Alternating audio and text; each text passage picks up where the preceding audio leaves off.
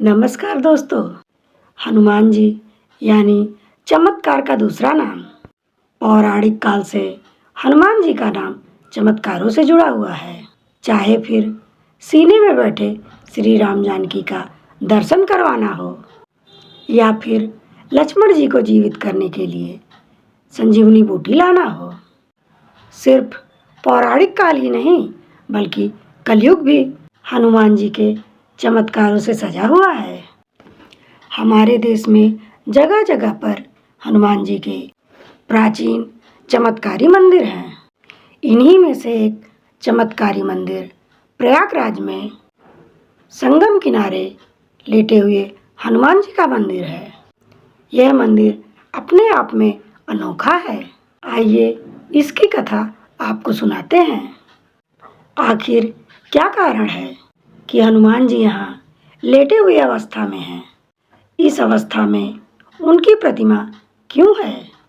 संगम के किनारे जो मंदिर है, इसके बारे में कहा जाता है कि संगम स्नान के बाद अगर आपने यहाँ दर्शन नहीं किए तो आपका स्नान अधूरा माना जाएगा। जो प्रचलित कथा है वह यह है कि इस लेटे हुए हनुमान जी के मंदिर में कहा जाता है कि एक बार एक व्यापारी हनुमान जी की भव्य मूर्ति लेकर जल मार्ग से चला आ रहा था। वह हनुमान जी का परम भक्त था। वह अपनी नाव लिए प्रयागराज के तट पर पहुंचा तो उसकी नाव धीरे धीरे भारी होने लगी और संगम के पास आकर यमुना जी के जल में डूब गई। बाद में कुछ समय बाद यमुना जी के जल की धारा ने अपनी राह बदली तो मूर्ति दिखाई पड़ी। उस समय मुस्लिम शासक अकबर का शासन चल रहा था। उसने हिंदुओं का दिल जीतने और अंदर से शिक्षा के साथ कि वास्तव में हनुमान जी प्रभावशाली हैं तो मेरी रक्षा करेंगे, यह सोच करके उनकी स्थापना किले के समीप करवा दी। लेकिन यह निराधार कथा लगती है क्योंकि पुराणों की रचना वेदव्यास जी ने की थी, जिनका काल द्वापर युग में आता है। इसके विपरीत अकबर का शासनकाल जो है 14वीं शताब्दी का था। अकबर के शासन के बहुत पहले ही पुराणों की रचना हो चुकी थी। सबसे प्रासंगिक कथा आपको सुनाती हूँ जो जनश्रुतियों के आधार पर मिलती है कि भगवान श्री राम जब त्रेता युग में आए तब हनुमान जी अपने गुरु सूर्यदेव से शिक्षा दीक्षा पूरी करके विदा होते समय गुरु दक्षिणा की बात करते हैं तो भगवान सूर्य ने हनुमान जी से कहा कि जब समय आएगा तब गुरु दक्षिणा मांग लूँगा। हनुमान जी ने बहुत जोर दिया तब भगवान सूर्य ने कहा कि मेरे वंश में अवतरित अयोध्या के राजा दशरथ के पुत्र राम अपने भाई लक्ष्मण और पत्नी सीता के साथ प्रारब्ध के भोग के कारण वनवास को प्राप्त हुए। जंगल में उन्हें कोई कठिनाई ना हो, कोई राक्षस उनको कष्ट ना पहुंचाए, तुम इसका ध्यान रखना। सूर्यदेव की बात सुनकर हनुमान जी अयोध्या की ओर प्रस्थान किए। इधर भगवान राम सोचते कि हनुमान जी सारे राक्षसों का संहार कर देंगे तो मेरे अवतार का उद्देश्य समाप्त हो जाएगा। इसलिए उन्होंने माया को प्रेरित किया कि हनुमान जी को घोर निद्रा में डाल दो। भगवान का आदेश प्राप्त कर माया उधर चली जिधर से हनुमान जी आ रहे थे। हनुमान जी जब चलते हुए गंगा तट पर पहुँचे तब तक भगवान सूर्यदेव अस्त हो चुके थे। रात्रि का समय हो गया। हनुमान जी ने माता गंगा को प्रणाम किया और सोचा कि रात्रि में नदी नहीं लांघता हूँ। यह सोच करके गंगा जी के तट पर ही रात्रि बिताने का निर्णय किया। हनुमान जी के हृदय में अपने गुरु की आज्ञा का पालन करने का संदेश उमड़ रहा था। निद्रा उन्हें आ नहीं रही थी, इसलिए आसन लगाकर ध्यानस्थ होकर विचार मग्न हो गए। माया ने जब उन्हें ध्यान में देखा तो वह डर गई, क्योंकि यदि प्रातःकाल हो गया तो हनुमान जी अयोध्या पहुंच जाएंगे और अपना कार्य प्रारंभ कर देंगे। हनुमान जी का जब ध्यान टूटा तो उन्होंने सोचा कि क्यों ना सत्संग में रात बिताएं। तो यह सोचकर ऋषि भारद्वाज के आश्रम की ओर चल पड़े। अब माया और निराश हो गई। हनुमान जी ऋषि भारद्वाज के आश्रम में पहुँचे। वहाँ वेद पुराण का व्याख्यान चल रहा था। हनुमान जी वहीं बैठ करके कथा सुनने लगे। कथा में भारद्वाज ऋषि ने बताया कि कल यहाँ पर जगत के स्वामी अयोध्या नरेश दशरथ के पुत्र के रूप में अवतरित भगवान राम गंगा को पार करके पहुँचने वाले हैं। हनुमान जी प्रसन्न हो गए। अब उन्होंने गंगा पार कर अयोध्या जाने का विचार त्याग दिया तथा वहीं संगम के तट पर ही रहकर भगवान जी की प्रतीक्षा करने का निर्णय किया। रात्रिकालीन का समय था तो उन्होंने सोचा कि यहीं लेट जाता हूँ। थोड़े समय के लिए हनुमान जी वहीं पर लेट गए। उन्हें नींद आ गई और इसी समय माया को अवसर मिल गया। उन्होंने हनुमान जी को धर दबोचा। हनुमान जी घोर निद्रा में चले गए। इधर भगवान राम गंगा पार कर प्रयाग पहुँचते हैं। उन्होंने हनुमान जी को सोते हुए देखा तो वरदान दिया कि सोए हुए हनुमान जी की मूर्ति के जो दर्शन करेगा उसे बिना किसी प्रयास के ही मेरी प्राप्ति होगी।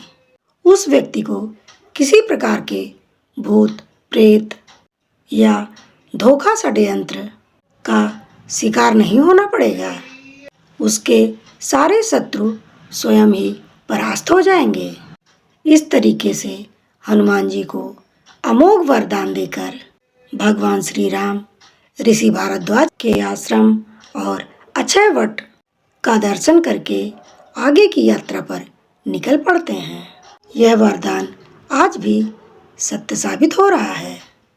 यह पुराण प्रसिद्ध सिद्ध हनुमान मंदिर का दर्शन जो है समस्त बाधाओं को कष्ट को समाप्त कर देता है, सभी कष्टों को हरने वाला है।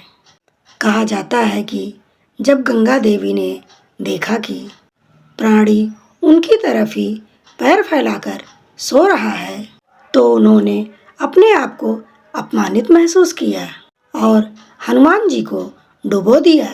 सूर्यदेव ने प्रातःकाल जब अपने शिष्य की यह दशा देखी तो गंगा को श्राप दिया कि तुम्हारा हृदय मैला है, तुमने एक सीधे साधे प्राणी को दंड दे दिया। तुम्हारा सम्मान करते हुए हनुमान जी ने रात में तुम्हारे ऊपर से गुजरना लांघना अच्छा नहीं समझा और तुमने उसे ही श्राप दे दिया। जाओ, आज से तुम प्राणियों के मरे शरीर और गंदगी ढोने वाली हो जाओ। गंगा नदी के दूषित होने से संसार के समस्त देव संबंधी और शुभ कार्य बाधित होने लगे तो सभी देवताओं ने भगवान सूर्यदेव से प्रार्थना की। तब भगवान सूर्यदेव ने कहा कि जा गंगे, तेरे जल के ऊपर मेरी किरणें पड़ते ही तुम्हारे जल की पवित्रता बढ़ जाएगी। तुम्हारे जल से किया गया मेरा स्तवन पूजन कई गुना फल देने वाला हो। भगवान सूर्य के कहने पर गंगा जी ने कहा कि हनुमान चातुर्मास व्यतीत होने पर पुनः भगवान की सेवा में उपस्थित हो जाएंगे। तब तक हनुमान जी किष्किंधा पर्वत सुग्रीव की सेवा में लगे रहे। चातुर्मास बीतने पर भगवान सीता जी की खोज करते किष्किंधा पर्वत पर पहुंचते हैं तो वहां उनकी मुलाकात हनुमान जी से होती है। यह पौराणिक कथा है। कालांतर में कहा जाता है कि जब मुगल शासन के दौरान अकबर के समय में बादशाह अकबर उस सिद्ध तपोभूमि को अपने किले के रूप में परिवर्तित करना शुरू किया तो उसकी दीवार के सीध में सोए हुए हनुमान जी का मंदिर पड़ गया।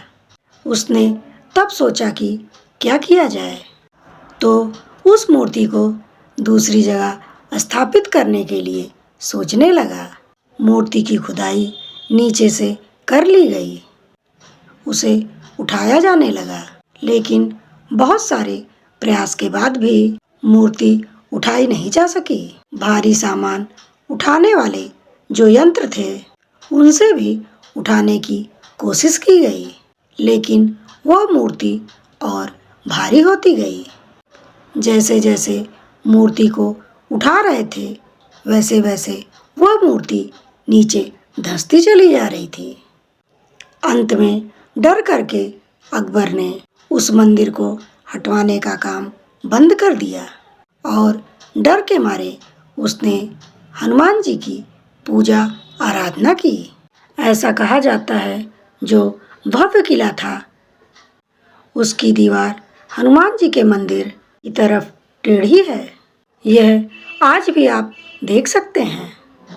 इस मंदिर के बारे में एक और बात जो प्रसिद्ध है वह यह है कि जब औरंगजेब का शासनकाल था तब उसने भी इस प्रतिमा को हटाने का प्रयत्न किया था।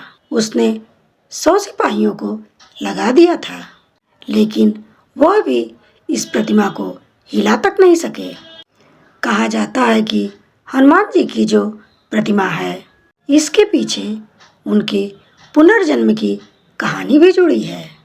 कहा जाता है कि जब वो लंका जीतने के बाद बजरंगबली अपार कष्ट से पीड़ित थे और मरणासन अवस्था में पहुंच चुके थे, बहुत थक चुके थे, तब माँ जानकी ने इसी जगह पर उन्हें अपना सिंदूर देकर नया जीवन दिया था और हमेशा चिरायु रहने का वरदान दिया था। इसके साथ ही माता जानकी ने ये भी कहा कि जो भी इस त्रिवेणी तट पर संगम स्नान करने आएगा उसको संगम स्नान का असली फल तभी मिलेगा जब वो हनुमान जी के दर्शन करेगा। माता जानकी के सिंदूर दिए जाने के बाद से ही इस मंदिर में आने वाले भक्त जो हैं बजरंगबली को सिंदूर दान करते हैं, जिसे बहुत शुभ माना जाता है।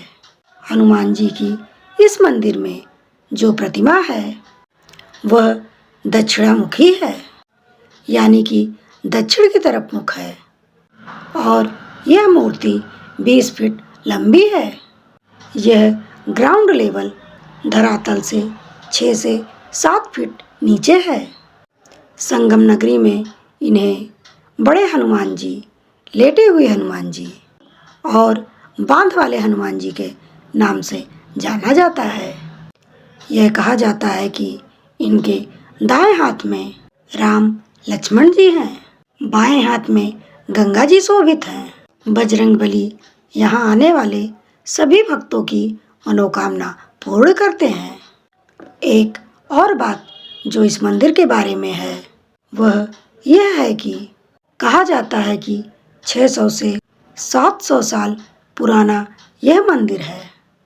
कन्नौज के राजा की जब कोई संतान नहीं थी तो गुरुजी ने उपाय बताया कि हनुमान जी की ऐसी प्रतिमा का निर्माण करवाओ जो राम लक्ष्मण को नागपाश से छुड़ाने के लिए पाताल लोक में गए थे। हनुमान जी के जो विग्रह है विंध्याचल पर्वत से बनवा कर लाया जाना चाहिए। तो कन्नौज के राजा ने ऐसा ही किया। वह प्रतिमा जो थी उसको नाव से लेकर, लेकिन अचानक से नाव टूट गई, प्रतिमा जलमग्न हो गई। राजा को यह देखकर बहुत दुख हुआ और वह अपने राज्य में वापस आ गए। और इस घटना के कई सालों बाद जब गंगा जी का जल स्तर घटा तो वहाँ धूनी जमाने का प्रयास कर रहे राम भक्त बालगिरी महाराज को वह प्रतिमा मिली। उसके बाद वहाँ पर राजा द्वारा मंदिर का निर्माण करवाया गया। तो यह कथा थी मंदिर के बारे में। तो दोस्तों, कैसी लगी आपको आज की मेरी ये कथा? कमेंट में ज़रूर बताइए। तो फिर मिलती हूँ मैं अगली वीडियो में एक नई जानकारी के साथ। तब तक के लिए अपना ख्याल रखिए, हंसते रहिए, मुस्कुराते रहिए। नमस्कार।